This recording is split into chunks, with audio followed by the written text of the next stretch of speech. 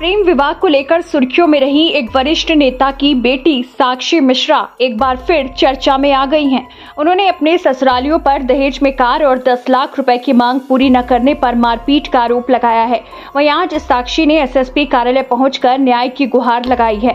दरअसल 4 साल पहले एक वरिष्ठ नेता की बेटी साक्षी मिश्रा ने इज्जतनगर थाना क्षेत्र के वीर सावरकर नगर निवासी अजितेश कुमार से प्रेम विवाह किया था। साक्षी का आरोप है कि कुछ समय तक ससुरालियों का व्यवहार अच्छा रहा। साथ ही कहा करते थे कि अभी उसके पिता नाराज चल रहे हैं, लेकिन धीरे धीरे उनकी नाराजगी दूर हो जाएगी तो साक्षी को उनके चल अचल संपत्ति भी मिल जाएगी। उसके बाद जब साक्षी के पिता ने काफी समय तक बात नहीं की तो सौतेली सास, ससुर, जेठ, जेठानी और ननद ने उसका उत्पीड़न शुरू कर दिया। साक्षी मिश्रा ने एसएसपी को दिए शिकायती पत्र में बताया कि जब वे 8 माह की गर्भवती थी तो ससुरालियों की ओर से उसे ताने दिए जाने लगे कि अब उसका पिता उनका कुछ नहीं कर सकता। साक्षी ने आरोप लगाया कि 18 फरवरी को जिस वक्त उसके सुरक्षाकर्मी खाना खाने के लिए गए तो उसके ससुरालियों ने कार और 10 लाख रुपए की डिमांड की। साक्षी के इनकार करने पर उसके साथ मारपीट करते हुए जान से मारने की धमकी दी गई। इस मामले में 19 फरवरी को साक्षी ने इज्जतनगर थाने में ससुरालियों के खिलाफ तहरीर देकर गुहार लगाई, लेकिन कोई कार्रवाई न होने पर आज साक्षी ने अपने पति अजितेश के साथ एसएसपी कार्यालय पहुंचकर न्याय की मांग की है।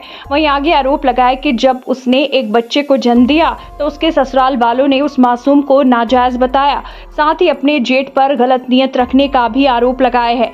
वहीं आज साक्षी ने शिकायती पत्र के माध्यम से अपने ससुर, सौतेली सास, जेठ, जेठानी और ननद के खिलाफ कार्रवाई की मांग की है। अपने ससुराल वालों के संबंध में मिलने आई हूँ। मेरे जो ससुर साहब हैं उन्होंने दूसरी शादी कर ली है, तो वो मेरे हस्बैंड को और मुझे बेदखल करना चाहते हैं घर से और निकालना चाहते हैं। अपनी जो उनकी दूसरी वाइफ के बच्चे हैं उनको घर में लाना चाहते हैं। आए दिन वो हमारी बिजली कटवा देते हैं, समरसेबल का तार कटवा देते हैं। मतलब ये छोटी हरकतें बताने वाली नहीं है, लेकिन वो कर रहे हैं प्रेजेंट टाइम में। 18 तारीख को हमारे सुरक्षाकर्मी जब खाना खाने गए हुए थे तो उन्होंने कैमरे में से देख लिया था और इनके अजितेश के बड़े भाई और अजितेश के चाचा और अजितेश के फादर ऊपर आके मुझे धमकी देने लगे कि अपने घर से कुछ लेकर नहीं आई है और यहाँ पर आके बिजली जलाएगी हमारी। इस तरह से दहेज की मांग करने लगे कि तू हमारे किसी काम की नहीं है, अब तेरा पिता विधायक भी नहीं रहा तो तू हमारा कुछ नहीं कर पाएगी। लेकिन मैं शांत रही थी क्योंकि मुझे पता था वो लोग रिकॉर्ड कर रहे होंगे। मैंने एक आवाज़ नहीं निकाली अपने मुँह से और 2 बार वो झूठी शिकायत कर चुके हैं मेरी थाने में, मेरे हस्बैंड की और मेरी। उस वजह से हमें 116 का नोटिस भी आया। पुलिस ने हमारे कोई बयान नहीं लिए उस केस में। जब हम थाने गए, क्वेश्चन पुटअप किया कि दोनों पक्षों को भाई 116 का नोटिस क्यों नहीं आया, तो पुलिस वालों ने ये कहा कि वो 60+ हैं इसलिए उनको नोटिस नहीं दिया, सीनियर सिटीजन में आते हैं वो। तो मैंने कहा अच्छा कोई नहीं। और उन्होंने हमारे बयान, मैंने कहा आपने हमारे बयान क्यों नहीं लिए, तो उन्होंने कहा कि आप लोग ऊपर थे नहीं, लेकिन हम ऊपर ही रहते हैं। लेकिन मेरे इन-लॉज ने मना कर दिया पुलिस वालों से, क्योंकि उनको पता था कि हम बयान देंगे तो प्रूफ चीज़ें देंगे कि भाई रिकॉर्डिंग्स, वीडियोस जो हमारे पास अवेलेबल हैं वो सारी चीज़ें हम उनको दिखाएंगे।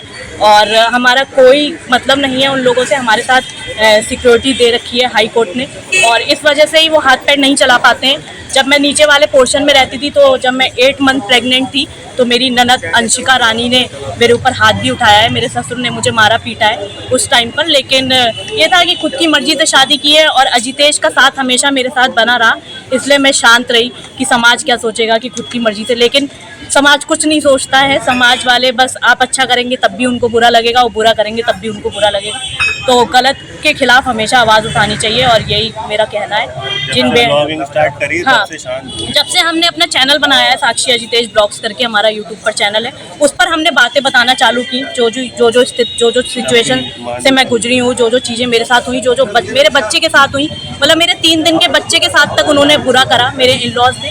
उसके बाद भी मैं शांत रही कि अभी हमारा टाइम नहीं है। लेकिन जब तक आप गलत के खिलाफ आवाज़ नहीं उठाएंगे सामने वाले को हिम्मत मिलती रहेगी। आपको कब से ये इस तरह से आप पीड़ित हो रही है? मैं आप लोग को सही बताऊं तो शादी के तो 15 हम लोग दिल्ली में थे उस टाइम। 15-20 दिन बाद ही हम लोग इनके रिलेटिव्स सब मुझे फ़ोन करके उल्टा सीधा बोलना, टारगेट करने लगे। साहब से मिलिए, क्या आश्वासन मिला? आश्वासन उन्होंने ये दिया है, पहले उन्होंने बोला कि आप क्या कॉम्प्रोमाइज़ चाहते हैं, तो हमने उनको मना कर दिया कि कॉम्प्रोमाइज़ उन चीज़ों में होता है जहाँ पर अत्याचार ना हुआ हो। यहाँ साफ अत्याचार हुआ है तो हम चाहते हैं कि उन पर FIR हो, उन पर रिपोर्ट हो और कार्रवाई, एक जेन्युइन कार्रवाई की जाए जिससे मुझे इंसाफ मिले। आपके पति आपके साथ हैं? बिल्कुल, मेरे हस्बैंड मेरे साथ हैं, इसीलिए मैं आज आप लोग के सामने खड़ी हुई हूँ। अगर मेरे हस्बैंड मेरे साथ नहीं होते तो ऑब्वियसली बात है मैं अपने घर पर होती।